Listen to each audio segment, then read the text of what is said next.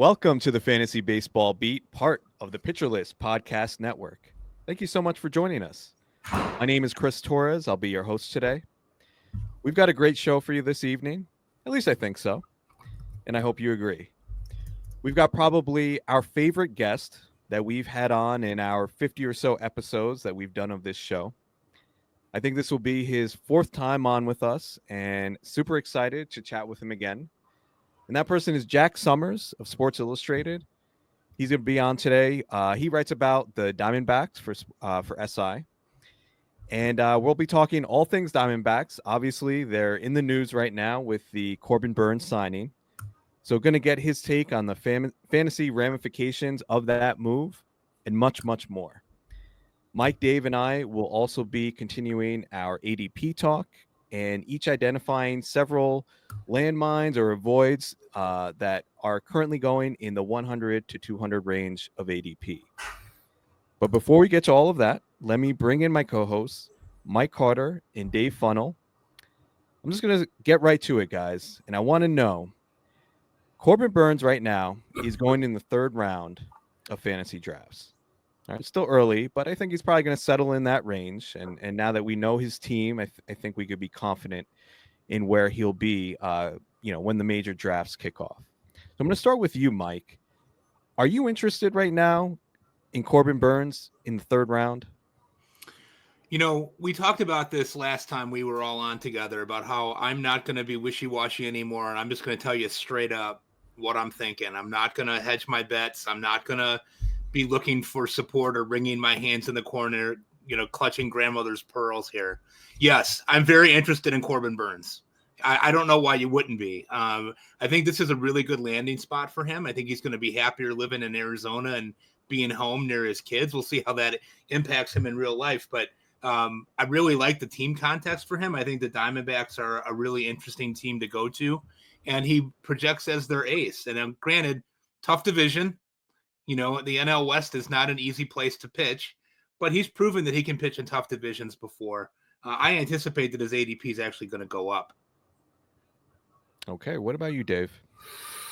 Yeah, I'm actually in on him too, and it's kind of weird to say that because that's usually not how I build a team. I don't usually draft pitchers early on, but I'm in on him because I think he can maintain. I know he did a pitch change late in the season. He started to use his cutter more. He refined it or something like that. And his September whiff rate was it was through the roof. So he said that he made changes. If he can continue that, I think he's definitely worth picking at that ADP. Mm-hmm. May I ask a question? Yeah. At the ADP right now, would you rather have him or Garrett Crochet? They're about the same. I would take Corbin Burnes. I think he's more reliable, and I think he's more of a workhorse, and he doesn't have the injury history that would worry me as much. Chris, how about you? What do you think? Man. Well, first of all, if you want Garrett Crochet, you're going to have to pay a second round price for him now. After the trade, I think people, even though it wasn't the best landing spot for him, you're going to have to pay up now because he's definitely gone up and he's going ahead of Burnes. I'm in. I think in the past, like last year, I was out because I saw some declining strikeout numbers from Burnes, and I was getting a little concerned about that. But I'm kind of thinking about pitching a little bit differently, and I think I almost compare him or feel like he's similar to like a Zach Wheeler, where these guys may not have astounding strikeout numbers, but they're just such good pitchers, and they limit hard contact that I would be totally fine if he is my SP1. So my answer to that, as far as whether I'm in on him in the third round, is yes. But let's talk a little bit more about Burnes and all things Diamondbacks here. Let's bring in Jack Sommers. And he, like I said, he is a publisher at Locked On SI, Locked On Diamondbacks for SI.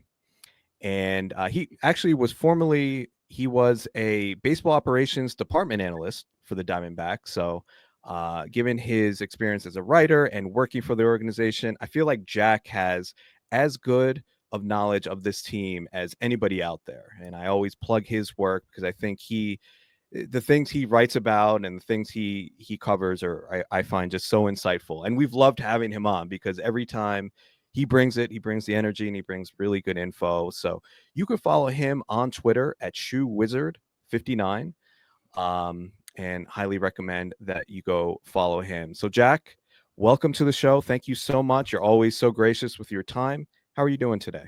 I'm doing great, and it's fun to be here with you guys. Nothing better than talking baseball. Absolutely. All right. So I think you heard us talking a little bit about Corbin Burnes, and obviously that's the big news for the Diamondbacks, right? A surprising move, according to many people. Just I didn't hear any rumors that Burnes was looking at Arizona. Found out afterward that that's home for him. He just had twins, so it definitely made sense in retrospect that this was, a sign he just wanted to be close to home. But he signs a 6-year deal, and which I think was actually pretty reasonable compared to what some of these pitchers are getting in the market currently. But I got to ask you, I know you wrote about like just being surprised by this move, but tell me a little bit about like what your initial reaction was when you first saw this move was made. Well, my initial reaction was shock and surprise. I mean, they were in on him at the trade deadline a couple of years ago. But at that time, I think it was going to cost him Alec Thomas to get Corbin Burnes at the 23 trade deadline. And maybe more, but for sure Thomas it was going to cost him. And Mike Hazen wasn't willing to go that far, but they've always liked him. But heading into this offseason, I mean, they never talked about going after starting pitching, other than we knew they were among every other team that scouted Roki Sasaki, right? And they actually went to Japan, and Mike Hazen went to Japan and scouted him. But outside of that, they never talked about going after starting pitching. It was all about replacing all the free agent bats they lost and beefing up the bullpen. So from that perspective, it was, what? They signed starter? Like, no idea.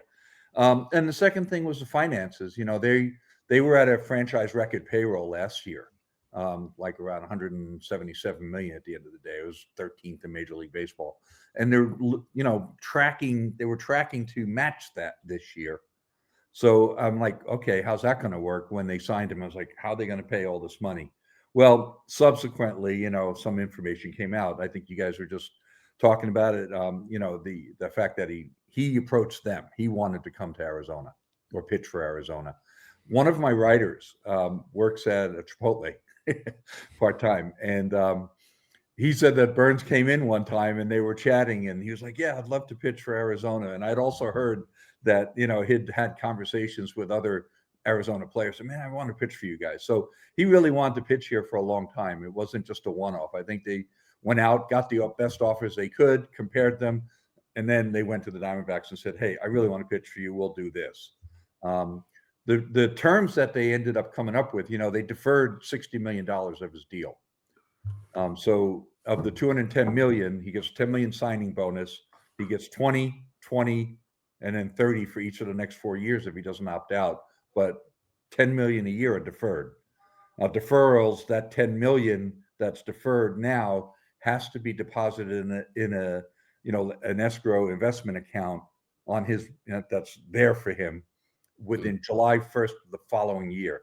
So by July 1 of 2026, that $10 million has to go in. But that makes them affordable now. And then they have a bunch of free agents, including Zach Gallen and Merrill Kelly and a few others that are leaving. So, they'll be able to figure it out. So they're making the money work too. Jack, you had just brought up Zach Gallen, and that's who I really wanted to ask you about. In your article that you wrote in December 28th, you said that he might be a potential trade candidate now with the signing of Burnes. Tell the listeners why you think that might be possible. And as a corollary to that, tell us about any other potential follow-up moves you could see the Diamondbacks making in return. Right. So, if you kind of go back to that article, the first thing I mentioned was Jordan Montgomery is still the most likely move for them to try to make. It's just a matter of when they can pull that off and how much money they can save. So that's their first choice. I mean, they want to move Montgomery. There's no doubt about that. But they don't want to eat the money, or they want to eat very little of it.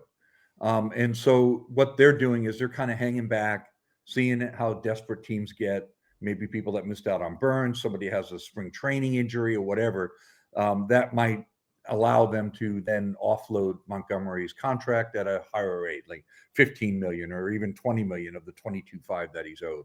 So that's like always been the first, and I kind of mentioned that in their article. And I prefaced the Gallen comment by saying, this is a little bit more of a radical and kind of out there possibility, but a lot of people thought the same thing. A lot of people came to the same conclusion. What does this mean for Zach Gallen?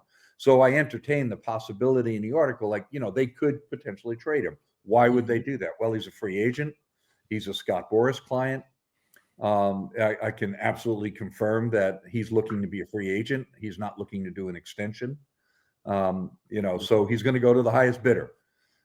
So that being the circumstance, I mean, you can't discount the possibility that some team would come by and say, hey, well, we'll give you everything in the world for Zach Gallen. And they're going to need a Godfather offer still to do it because they want to win in 2025. But you can't rule it out. It just seems, kind of since this has all gone down, additional information that's come out. I mean, they're really just focused on winning in 2025 right now. Yes, this deal gives them flexibility if they lose Gallen and Kelly and Montgomery. They got 3 guys that are free agents next year. So that gives them insurance. But at the same time, I mean, they got a great opportunity here to run out the best 1-2 in baseball. So I think they're going for it. So absolutely. As a follow-up, though, if they don't make a trade, who do you think would be the odd man out of that rotation? Unfortunately, I think the way that shakes out is Ryan Nelson, which is tough for me to accept because his breakout in the second half of last year was especially satisfying to me because I followed him really closely, had a lot of great conversations with him about all the changes he was making and really dove into it. And I was, somewhat invested in his success. So when he broke out in the second half, I was like stoked. I mean, hey, I'm a writer, but I'm still part of me as a fan. Can't help it. I'm not going to hide it.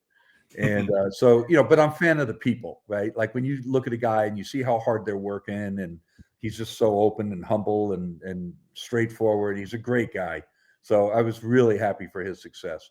But I mean, you look at the list of pitchers they have, he's lower down on the depth chart just because of experience and standing and all of that. But, if he's pitching well and other people aren't, then they won't hesitate to make the move they need to make either. They want to win. And so, staying consistent with that, if Brendan falters or, Erod's not pitching well, I mean, I don't think they'll have any problem to do what they need to do. Quick questions, will they do it quickly enough? Sometimes in these circumstances, teams just take a little too long to make that move. Mm-hmm. Too long for our liking, but they're baseball executives at that level for a reason, right? They're patient. Yeah. All right, continuing with the theme of pitching here, let's talk about Brent Strom for a moment. Now, let me tell you, in the fantasy community, we low-key love Brent Strom. There's always been this love for him going back to when he was with the Astros. And I remember when he went to the D-backs and there was like a lot of excitement about what he could do with some of their young pitchers. And I didn't even realize this until I started researching for this pod. I didn't realize that he was actually fired as the Diamondbacks pitching coach. Right. And it looks like he is now being replaced by former Phillies assistant pitching coach Brian Kaplan. Right. So I was wondering if you could give us your thoughts on the impact of that move and also what you know so far about Brian Kaplan. Well, first off, full disclosure, Brent Strom is a dear friend. So on a personal level, it was painful to see that happen with him. But I'm objective and I'm a reporter and I do what I do. And I've had lots of very frank talks with him as well. And, he was a great communicator with the younger pitchers, but for whatever reason, the more veteran pitchers seem to be tuning him out. What they wanted, what they felt that they needed was more help in their weekly preparation and the physical aspects of it. They didn't need to work. They didn't feel like they needed to work on their grips or pitching mechanics so much. Whereas, the younger pitchers, I mean, Brandon Pfaadt and Nelson, they worked very closely with Strom and they made a lot of improvements because they were still in that developmental phase of their career. But the more veteran guys, whether it was Montgomery or Kelly or Gallen, I think that they just felt like they weren't getting what they needed out of Strom. And when you combine that with the fact that the team, ranked very poorly in ERA and every other metric out there, that's what precipitated that. What I can tell you about Kaplan, his background came from strength and conditioning. He ran a center that really specialized in that, and that's what he brings first and foremost to the table. And when talking to him, and we actually have a Q&A up on our website that we did with him, if anyone wants to go back and read it. The emphasis for him is helping these guys after the 5 days between starts, how to get ready, how to prepare physically, up their game at that level, and of course in strength and conditioning, injury prevention, things like that. The Diamondbacks medical team has a lot of influence over a lot of decisions that go on with this team, how far they let guys go, which relievers are available, more so than maybe most teams. I mean, like they're really tight on that. So I think having a guy with Kaplan's background on strength and conditioning maybe allows for a little bit better synergy potentially in that area that they feel that they need to improve. They still have Dan Harron working as a pitching strategist in the background. So he sits there and reviews all the video and the stuff and all the StatCast data and helps pitchers work on attack plans. So they come at it from a few different angles with a few different people. But look for Kaplan to be focused on helping them avoid injury, strength, conditioning, and all of that stuff first. That's really Not interesting. That's yeah. Ticket to the table. Mm-hmm. That's really interesting because we were in preparing for this. Myself and Dave were talking, and Dave follows injuries very closely. So one thing that he was going to touch on was like talking about potential injury risks heading into the year that are currently on this team. And he commented like they're pretty healthy, like they're pretty all around. Like there hasn't been like too many major injuries. So it's interesting now that you say like the emphasis that the organization puts on that. I wonder if that's a blueprint for, let's say, the Minnesota Twins or, some of these organizations that are constantly dealing with injuries. Well, I think, you look at also the success in Philadelphia, right? I mean, certainly that was a big part of their success. And you look at how a lot of their pitchers just are durable and strong and have done so well. And of course, their total pitching production just really jumped over the last couple of years, right? Mm-hmm. So, not just from the big studs at the front, but, they figured out ways to get more out of their bullpen and stuff like that. So I think it's a legit issue. Look, the holy grail is how to keep pitchers healthy, right? Nobody's figured that out yet. Nobody's ever gonna, And the other thing too is like, look, I'm a baseball reference addict, right? Like I sit there and I just randomly look at pages like all the time of historical guys. And it's so funny. You look at, back when men were men in the 50s and 60s and 70s, right? And you see these guys all of a sudden with the big innings jump and they, pitch a lot for a couple of years. And then inevitably production drops, innings come off. There are a few guys, obviously your Hall of Famers and all that. But when you're not talking about the Hall of Famer guys that had 15, 20-year careers at an ace level, once you get past that layer, it's all the same. Guys pitch more than they ever have before, and they get hurt. It's always been that way. This is not new. This is not random. But I think, in the modern game, obviously, pitchers are all going max effort. And until really baseball figures out a way to incentivize pitchers not to have to pitch max effort, then you're still going to see this increase in pitching injuries. That's it. You're not wrong, especially since pitching is such an unnatural motion. So I don't know how they're going to fix it, but you're right. They do need to somehow incentivize that. I have a few thoughts, but that's not what the topics are today. Save that for another day. Yeah. Last season, you guys, you gave us a great breakdown on Corbin Carroll and his struggles in the first half of the season.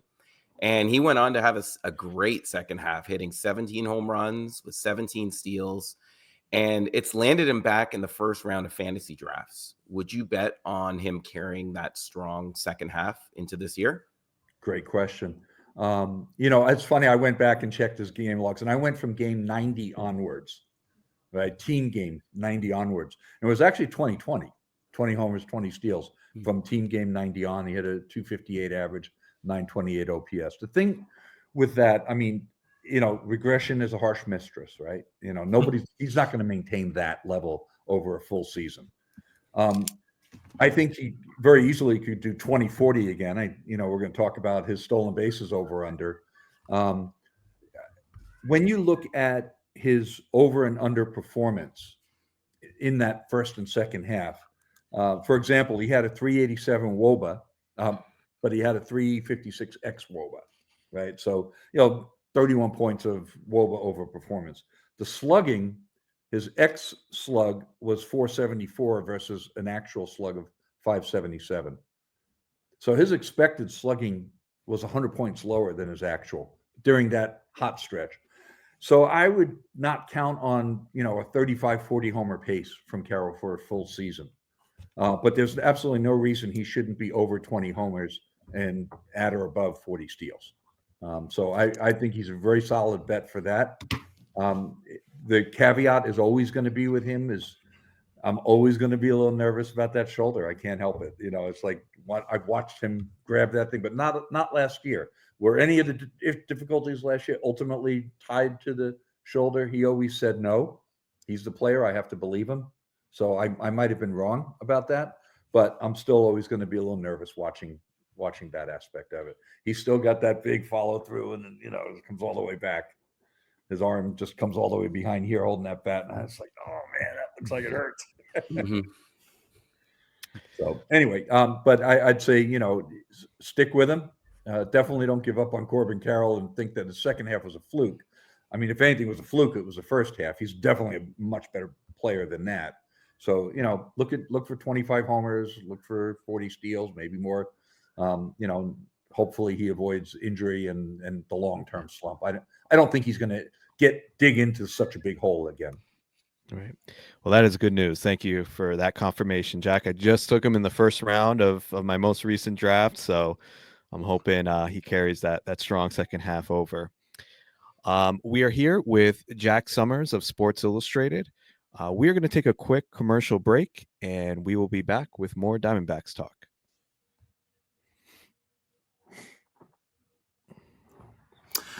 All right, we are back. Jack, I'm going to put you on the spot here. I'm a bullpen guy, and I've been talking with you offline about some potential additions that the Diamondbacks might be looking to make. But I'm going to start with a question first. Of A.J. Puck, Justin Martinez, and the field, out of those three options, who do you think leads this team in saves in 2025? If it's the field, give us your top three guys that you think they could be looking to sign. I know one of them already because you and I have talked about it offline. But who do you think leads this team in saves going into going this year? Well, I'm going to take the field because I think they're still very committed to bringing in a closer or a high-end, back-end, high-leverage guy. So definitely I'm taking the field for right now. And then, the names that I have, really, it's one free agent and a couple of 2-3 trade potential targets. I think Kirby Yates is a guy that they have been linked to. And from a lot of areas, from a lot of angles, that makes a lot of sense for them. Tanner Scott's out of their range, right? That's just going to be too expensive. He's not getting 480 like he's asking for, but 456, 448, somewhere along there. There's no doubt about it. And I don't think that they're going to pay that much for a closer. Trade targets, although the Cardinals are playing hard to get with Ryan Helsley, I still think that could happen. I think that they weren't able to come to an agreement there. I think they talked fairly seriously, but they didn't make a deal. So, whether it was the Diamondbacks didn't want to give up one of their starting center fielders with 4 years of control for 1 year of a reliever, or the other way around, the Cardinals wanted more, that I'm not sure of. I just know that they weren't able to cut a deal. Fairbanks is, out there and a potential trade target. and they've been linked to him as well. And actually, my good friend John Gambadoro on Arizona Sports dropped David Bednar out there as a potential guy that they're actually even being considered with. And one of my favorite relievers of all time, and I'd just like to see them, kick the tires on him, is David Robertson. I mean, he's just been so good for so long, really came back the last couple of years. But because of his age, he's not going to require a 3-year deal. I mean, one in an option probably gets it done. And because of his age, I don't think he's going to need $14 million to sign. I think, 10, 11 would get him there. So just to me, it makes a lot of sense that he would be a potential option. But I don't have any intel from the team on that. Mike Hazen will never speak to you about a free agent. All right. Well, let's talk about some players that are currently on the team. And we're going to play a little game of over-under. And in addition to that, in addition to selecting over or under on the figure that I'm going to give you, I'm going to ask you to rate your confidence level on a 0 to 100 scale. So we're going to start with Pavin Smith. So Steamer has him projected for right around 450 at-bats. Would you take the over or under on that? I'm going to take the under and 75% confidence level. Okay. The reason for that, real quick, is look, there's 108 starts maximum against right-hand pitchers, basically, 54 against lefties. And he's not going to be the first baseman. He's going to be the DH. So, maybe he starts 90, 100 games at DH. And when you work it all out, and the fact that he's going to get pinch hit for a lot against when they bring in a lefty, he doesn't hit lefties. So, that's going to limit him. So even if he's really healthy and he plays almost every day, he's not going to get quite as much playing time as Jock Peterson did. And I would project him under 450. Okay. We talked about Corbin Carroll. Over under 40 steals. I took the over and 75%. And I think we pretty much laid out the case there. I think he's going to have a good year. If he's out there and he's on base, there's no reason he's not going to run. Also, the D-backs are likely to hit fewer homers in 2025, just in general as a team, and they're going to be a little less home run dependent to generate runs. So they're going to need to get back to running. So look for him to maybe have a big stolen base year. Okay. Good news for his fantasy managers. All right, these next two are kind of correlated here. I'm going to ask you about Geraldo Perdomo and Jordan Lawler. So first with Perdomo, I'll give you 450 at-bats for him, over under. I took over, but 50%. Okay. And then Lawler, I also took over 200 at 50%. Now, the way that works is twofold. I mean, it's possible for one to get 450 to 500 and the other get 200, almost all at shortstop. But Lawler's also going to play some second base because I know that they're going to definitely give Ketel Marte some extra reps at DH. And he could even play some third base and give Eugenio Suarez some days off there. Or if anybody gets hurt, right? If anybody gets hurt, then he's going to come up and play full time. Mike Hazen said he wanted Lawler to play full time. He didn't want him hanging out as a utility guy, but they basically only have him and Blaze Alexander, who's a little shaky on defense.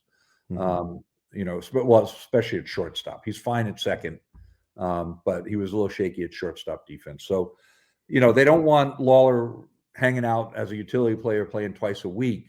So they're going to have him probably start the year in AAA, but when he comes up, he's going to start at least 4 games a week. Got it. He might be rotating around the infield, or if anybody gets hurt, he's just going to, if Suarez, Marte, or Perdomo goes down, Lawler is going to play. Okay. Ryan Nelson, we talked about him earlier as well. Over under 20 starts. I had to take the under, man.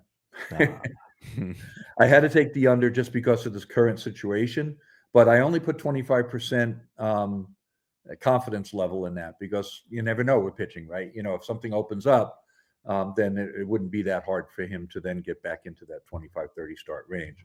So, I had to take the under based on the current situation, gun to my head. But if you ask me, in March, I might have a different answer.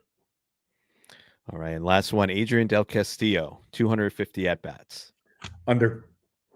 Okay. He's got a lot of work to do on defense. Mike Hazen indicated pretty clearly to us at the winter meetings that he's actually even still behind on the depth chart behind Jose Herrera. If you remember, Del Castillo was optioned down the stretch last year.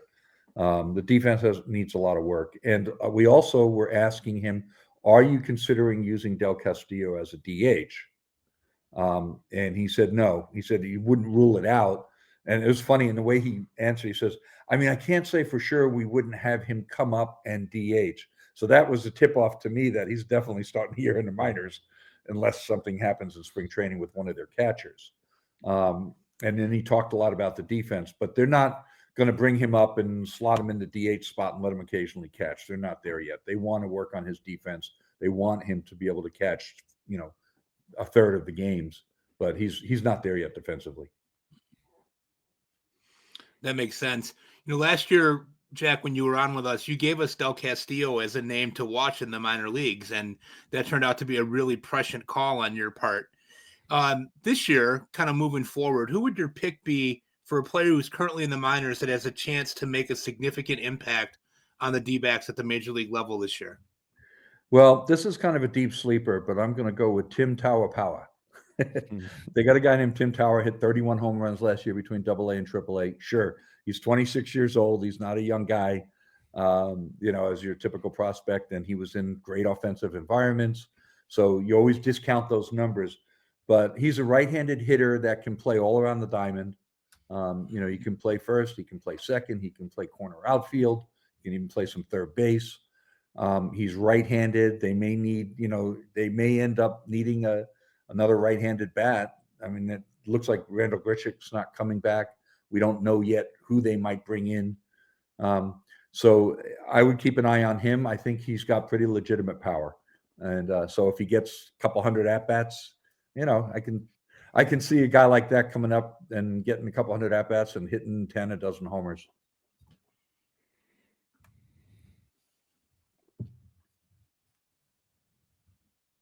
Oh, you guys went silent. I don't hear you. Sorry about that. Quick question. Who's been your favorite player to cover on this team and why? Well, unfortunately, he just signed with the Houston Astros. Christian Walker was by far the person that I enjoyed covering as a journalist and as a reporter the most. I mean, just terrific guy to talk to, so intelligent. You learned something every single time you spoke to Christian Walker, and he was always willing to talk no matter the situation. Just the most gracious individual and intelligent and, just a real gamer. And again, where he came from, that was fun. Now he's gone, and they got a good clubhouse, and I don't want to, be too favoritism on one guy or the other, but I'll talk two guys that are kind of fun to interview with and chat with. One is Jake McCarthy. He's got a great sense of humor. And when you talk to him, he's willing to open up. He'll tell you quite a bit. He's not, some guys are a little bit more reserved, cards to the chest. And Jake will tell you what he's really thinking and feeling. And he's very open and honest and humble. And he's really good that way. And another, I just want to mention, I don't know how much playing time he's going to get, but he's funny as hell. It's Blake Walston. Just terrific sense of humor. He told some great stories when he was called up, talking about, he was in the casino playing poker, and when he got the word, and, then he told a funny story about his dad missing a flight, and he had the whole press corps rolling just in the way he told his stories. And so really, funny, down home Southern guy that's just got a great sense of humor. Awesome. All right, Jack. Well, we are going to leave it there. As always, we're so appreciative of your time and your insights. If you could just take a moment to tell our listeners where they could find you on social media and anything that you might be working on and where they could find it. Sure. As you mentioned at the top of the show, you can find me on Twitter, X, at ShoeWizard59. Our website is Arizona Diamondbacks on SI. It's a Sports Illustrated website, and the web address is si.com/MLB/Diamondbacks. All right. Good stuff. Thank you again. We are going to take a quick commercial break, and we'll be back with more fantasy baseball talk. Thanks, guys. Great to talk to you. Jack. You too. Take care. Thanks, Jack. Okay, we are back with our fantasy follow-up segment. So for this next segment, I just wanted to get some insight here from Mike following our discussion with Jack. We touched on the bullpen situation in Arizona, and there's a lot up in the air there. But I wanted to hear from you, Mike, if you could, first of all, give us like a one player in this pen who you think is going to be a strong source of saves and or holds. And I recognize that saves are really hard to predict right now, given everything that's in flux. But give us a name or two that we should be looking at as fantasy managers. Well, they've got a lot of depth here, and this bullpen is a really interesting one from the standpoint that they've got a number of different guys who can close and a number of different guys who have a little bit of closing experience here. And I think if we're looking at an ADP situation, I think most people are thinking that Justin Martinez is going to be the closer. I don't know if I necessarily agree with that. I know the three of us have talked off air about AJ Puck being a guy that's there and who was just flat out dominant and nasty in the second half. However, there seems to be a propensity for him to be used as the highest leverage guy coming out middle of the game, and that he would not be necessarily in that closer role. I know Jack and I had talked offline too about the possible addition of a guy like Kirby Yates. I wonder kind of out loud if Kirby Yates is really that much better of an option than anything that they already really have. Now, Jack obviously knows more about that than I do. Kirby Yates does have the experience. He is a veteran. Martinez did show some signs of being shaky down the stretch. But a guy that doesn't get a lot of play in this bullpen that was really valuable for them last year was Ryan Thompson. He's not going to give you a lot of strikeouts. He's not going to give you great ratios necessarily. But what he does just about better than anyone is get a lot of ground balls. And he had 24 holds last year. So he actually led the team in holds by a pretty long shot over Kevin Ginkel, who had, I think, about 17.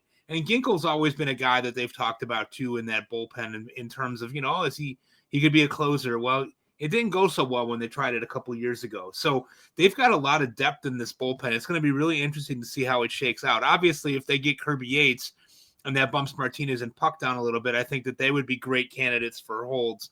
But if it remains the way that it is right now, I think a guy like Ryan Thompson could really be a valuable player in saves and holds leagues.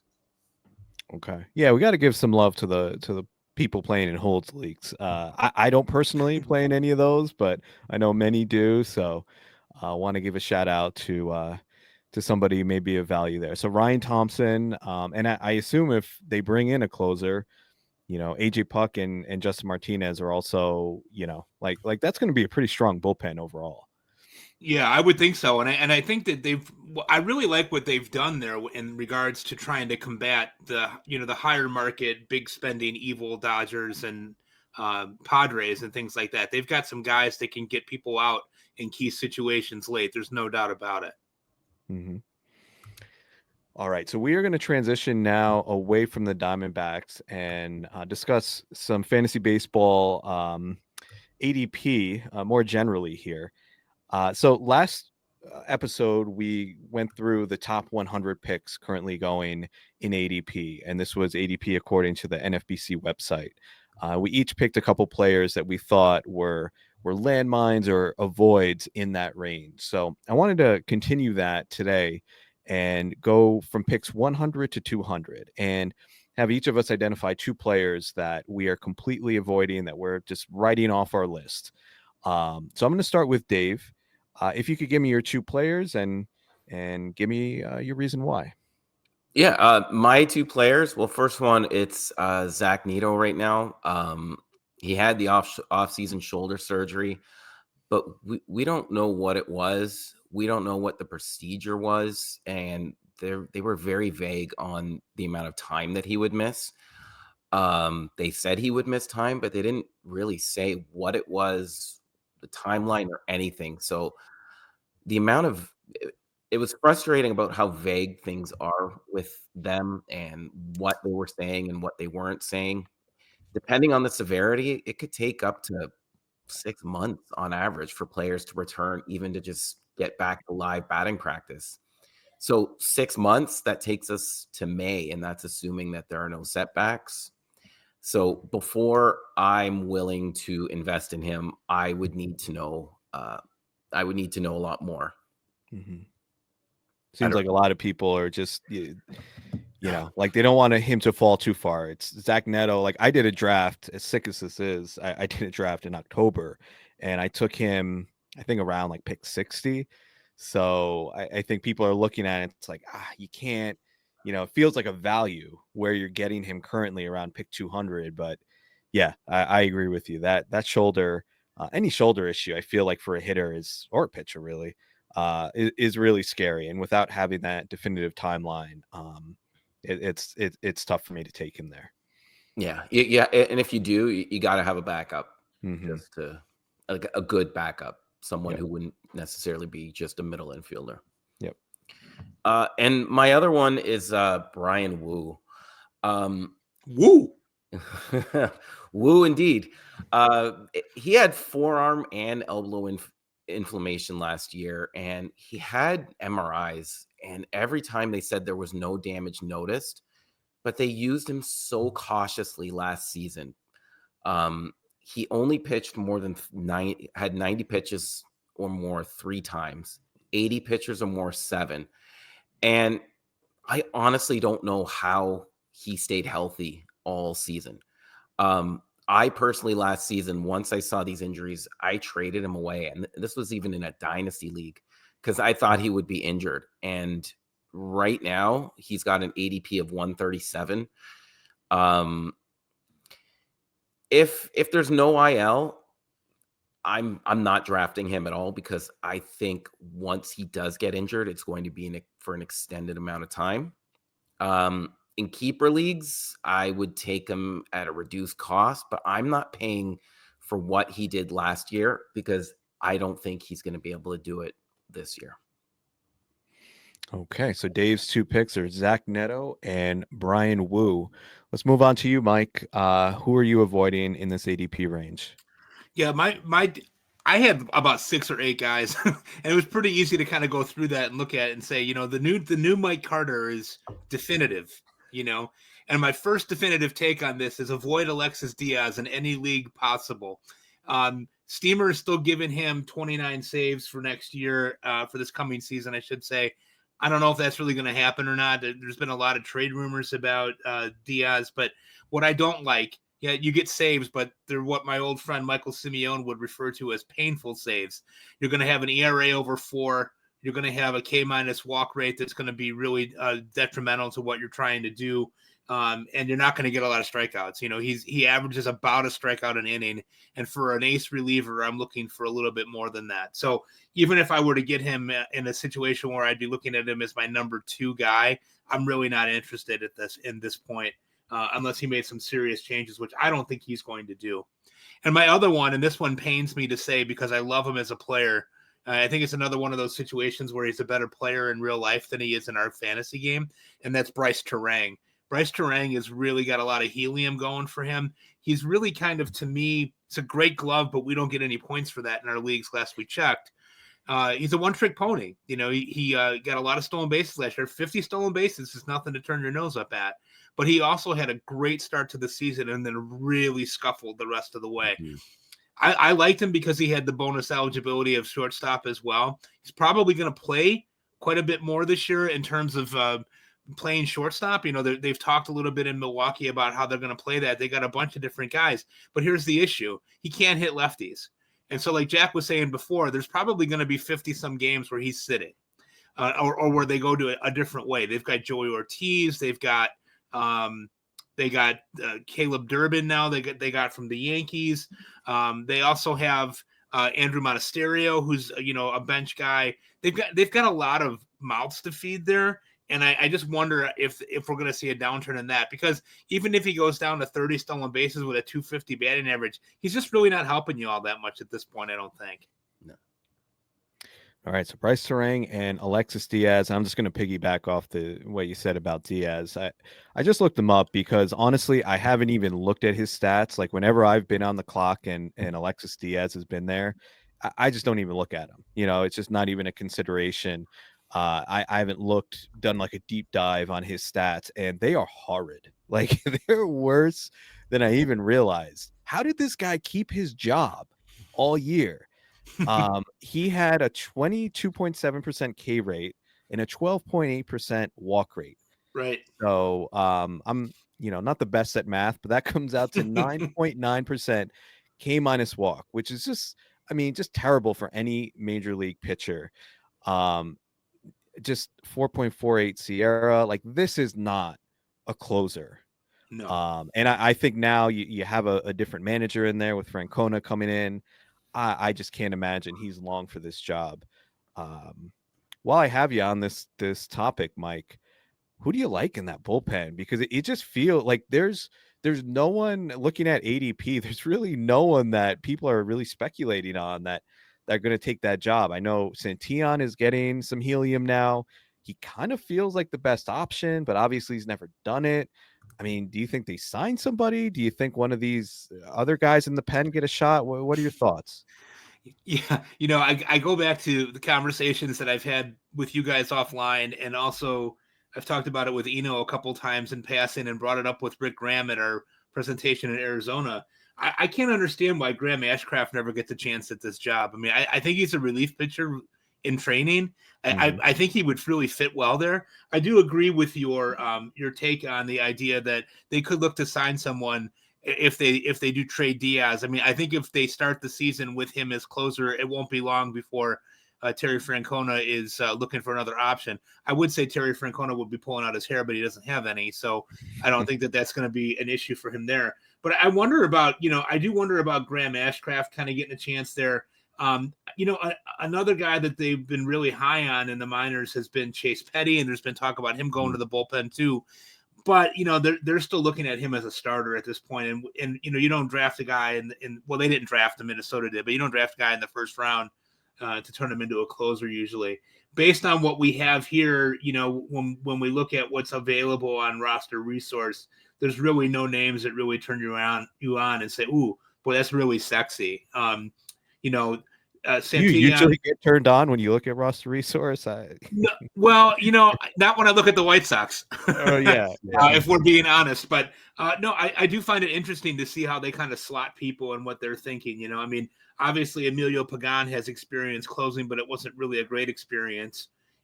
They really don't have anybody there. I mean, Ronzi Contreras is a bit of an interesting name, but he's not met with any success. I would be prone to looking at Ashcraft, quite honestly. I mean, I think he's a dart throw at the end of a draft, and if you're in a 50 round draft, I can think of worse options than doing that. But I'm telling you, he really, when you look at him, if you take a deep dive on him, which you should, take a look at that at some point and see, he's got a closer makeup. Interesting. Okay, so he's been selected. I pulled it up. He's been selected in 6 out of, I think, around 40 DCs. So some people are taking the shot, and you're probably right. Not a bad. There's just no clear options there. I mean, Santillan had really good skills when he came back. So, it was a small sample. We'll see if he can carry that over. But I wonder if they're also like a dark horse to sign one of these these crusty guys, like a Clerk or a Robertson, or like someone like that who. They're obviously not going to sign like a Tanner Scott or spend a lot of money. But yeah, I wonder if they bring in somebody like that. Because somebody looking to rebuild value on a 1-year deal, right? Yeah. A guy like Leclerc would be a good spec for them, although it would be replacing one problem with another. It would be right. It would be the same thing basically, but I think he's a little better than Alexis. I do too. So yeah, that'll be interesting. But we got a little, we went off on an aside there, but yeah, some good names. My two, and sticking with closers here. I feel like in this range from 100 to 200, like all of these closers are kind of bad picks. Like I just look at some of these guys that are going in this range, and I have very little confidence that they're going to keep this job, whether it's through a team bringing in a free agent. Like, do I really think Porter Hodge is going to hold on to this job? The answer is no. Yeah, I don't see it. Like, I don't know if they go and sign somebody, but it just doesn't seem like, for where he's going, I would not feel confident taking him. He's going around, trying to find it here. It's going in like that 150 to 175 range, if I'm not mistaken. And just, I'm not about that. there's a Fairbanks I'm not confident in, whether it's because of the injury history and the fact that Tampa Bay has like tons of electric arms behind him. Like if he falters a little bit, they're going to move on, I think, pretty quick.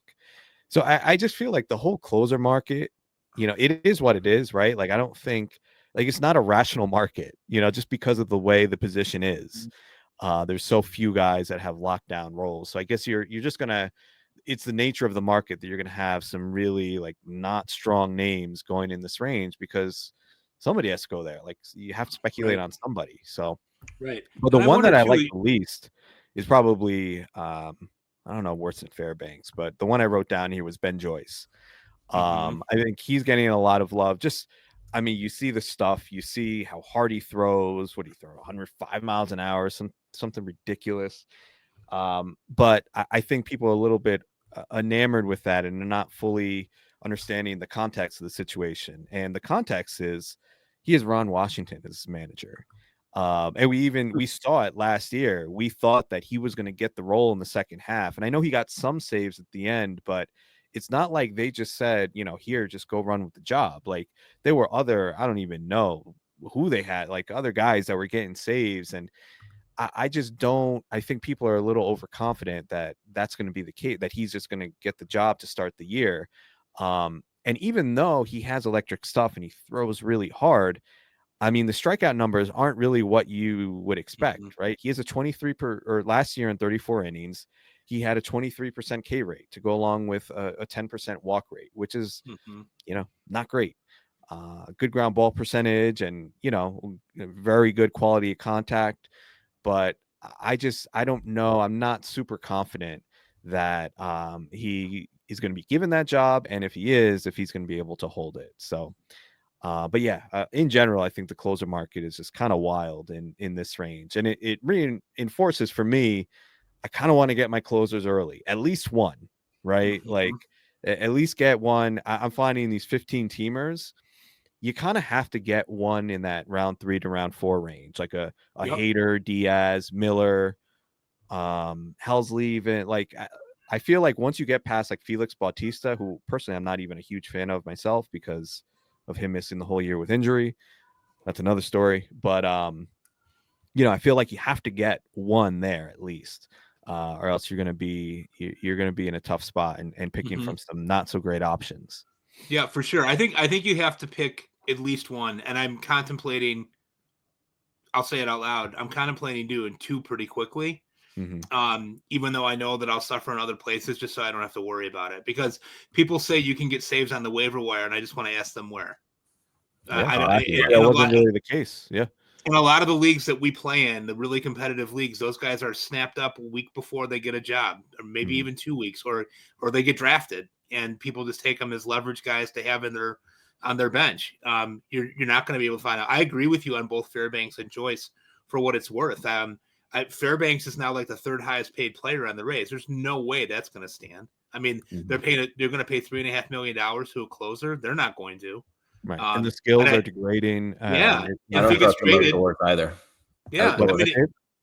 Outdoors, I don't trust him outdoors. That's the other factor too, right? If he gets traded, he might not be closing anymore. So there's that too. And you said the same thing with Joyce. I mean, Roster Resource has him penciled in for 27 saves.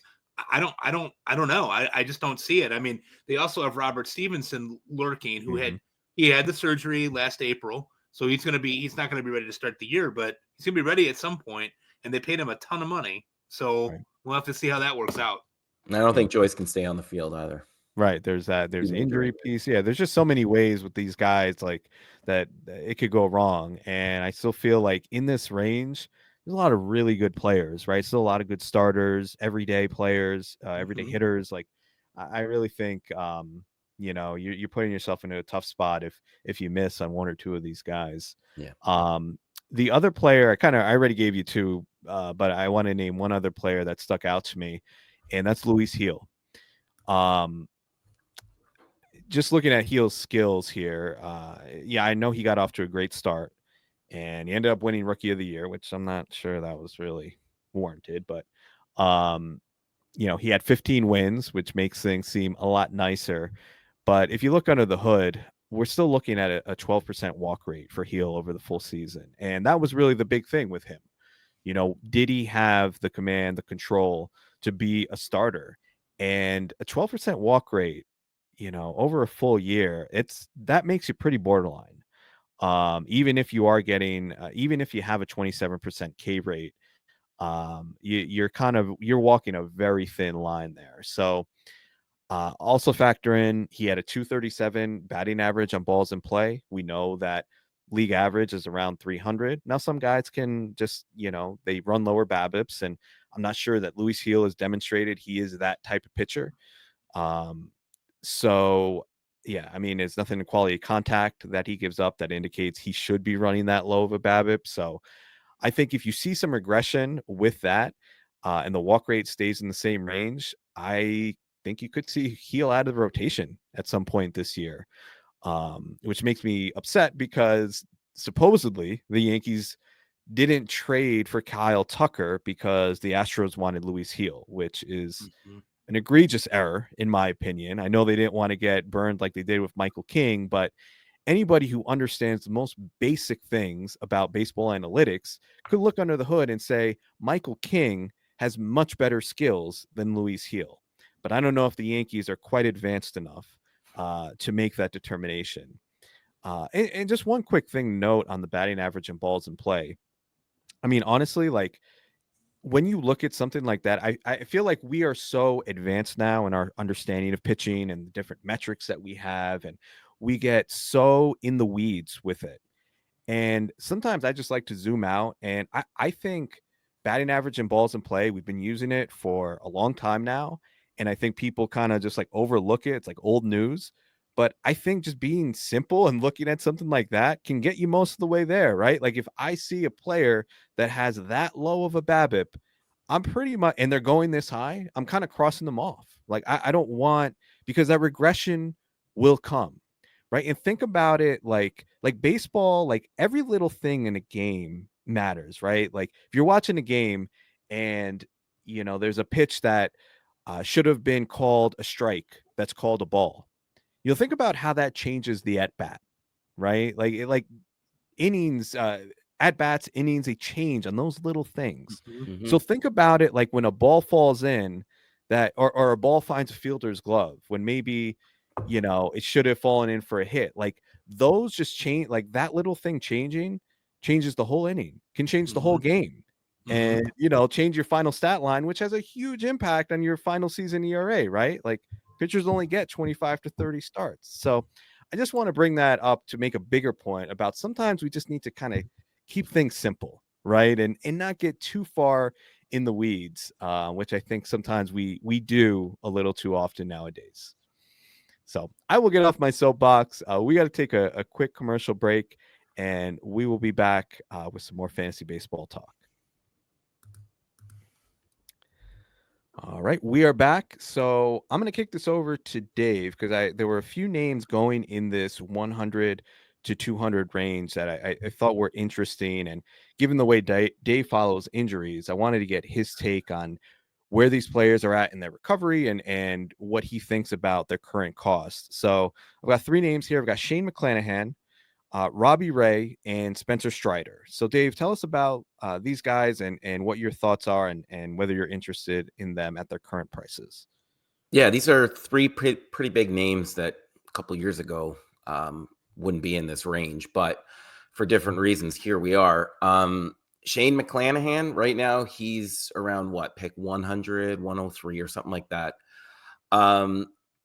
It's his second Tommy John surgery, which to me is scary. We look at Walker Buehler last year. It took a while for him to get control, his command. It took up until maybe the playoffs for him to really start to look like the pitcher he once was. They say he should be good to go come the start of the season. That'll be 19 months since he had the surgery, and that's pushing it of like the higher end of timelines. They also say he should be going 150 plus innings. That's what they're expecting this year. And I mean, last September, he was pushing 94, 95 with some live BP. All that being said, around pick 103, I'm going to stay away from him. I would rather have someone like Logan Webb or Sonny Gray at that range. Okay. All right, what about because I think Ray and Strider are going like right next to each other. So what are your thoughts on them? Yeah. So Ray's going at around 145. He had an up and down return from Tommy John. Like others, his command and control, they were off, and it takes a while. It was interesting that his walk rate was up to levels like they were before he made those changes to become the dominant pitcher that he was. And it seemed like the biggest indicator of post Tommy John surgery, because last season he had 6 hit batters in just 30.2 innings. And even back in the day when he had high walk rates, he didn't hit that many batters. So this was just who he was post Tommy John surgery. And I know he had the hamstring injury as well, and that might have just been due to either him not having pitched, for a long time, or because he likes to wear really tight pants. I don't know. The ADP is a little steep, but if I'm looking at that area, there's a lot of questionable pitchers that are going around there, like Brian Wu that we talked about, Kodai Senga, Alcantara, Pete Fairbanks, Porter Hodge. So of all of those pitchers that are going around there, I probably would take a chance on Robbie Ray, but I wouldn't want him to be anything more than my SP3 at that point. Okay. And then Spencer Strider, he's going around 146. It's already been announced that he would likely be delayed, but it should be a straightforward recovery as the UCL was intact. So it just needs stabilization from the bone fragment that he'd apparently been pitching with for years.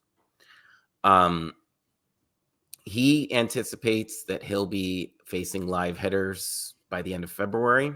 So the hope is that he'll start pitching at spring training and then likely like a rehab assignment just before coming back a month later. That's what Mark Bowman said. And he follows the Braves for MLB.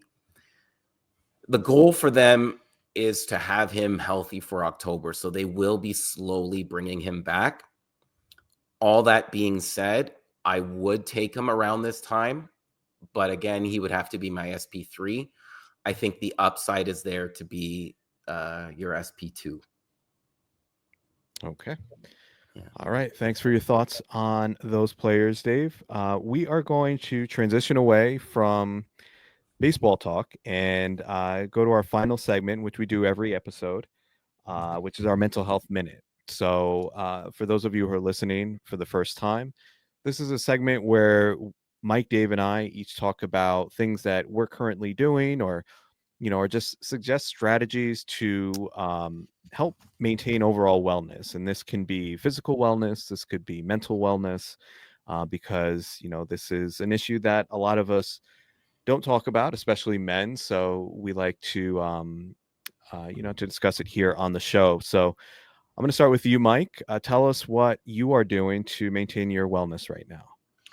Well, I think it's very easy at the beginning of the new year to look at things and say, I'm going to make some big changes. I'm going to really make some goals and I'm really going to go after it. And we have a tendency to bite off more than we can chew. We have a tendency to overpromise and underdeliver. And at this time of year, it's winter here. We're expecting the snowstorm this weekend here. Maybe it hits south. Maybe it doesn't hit at all. We don't know. It's been cold, not so great. It's real easy to get bogged down on that. In the Midwest, which neither one of you live in, we're very used to gray winters, not a lot of sun, not a lot of light, not a lot of those types of things. And when I get into that mode, I really have a tendency to lose connection. If you think of it like a Wi-Fi connection, I get those breaks in it, and then I don't always want to reconnect. And so my thing for this year, my challenge to myself is that when I start to feel that way, almost on a monthly basis, I can chart it where I feel like I need to be disconnected a little bit. That's going to really be my buzzword this year, is going to be connection, to really make sure that I stay connected to my friends, that I stay connected to my group chats, and that I don't drop out of those things for a couple of days at a time. You guys are part of that structure for me. You know, we talk every day on our group chat, and I need that. It really provides not only some really good laughs every once in a while, like when you make fun of yourself for mentioning guys that aren't on the right teams, Chris, or whatever it might be. Like, we need those moments of levity, and it helps me stay grounded and recognize that there are people who value me in the world outside of what I do professionally. And I really enjoy that. And that's going to be my goal this year, is to not take on more than what I can, and to really work on staying connected. As a guy, I have a tendency to get disconnected and get lost in my own thought processes. And that can be really bad and dangerous for a lot of people. I'm not in harm's way. There's nothing wrong in that regard. But when I start to feel like I need to be disconnected is when I think I need to start recognizing that I need to work on staying connected, if that makes sense. Yep. And that's an intentional thing, right? Like I noticed for myself too, doesn't just happen, right? Like I need to put in that effort to stay connected. So it's funny. That's actually what I was going to talk about in some, some form of that was connection. But let me get to Dave first, and I'll say my piece. Well, for me, I at the end of the year, I always like to reflect back on things that I've done, things that worked and things that didn't. And one of the things that worked for me this year, because I look on my phone, I've got like a Runkeeper app. Not a sponsor, but I mean, at any point if they'd like to.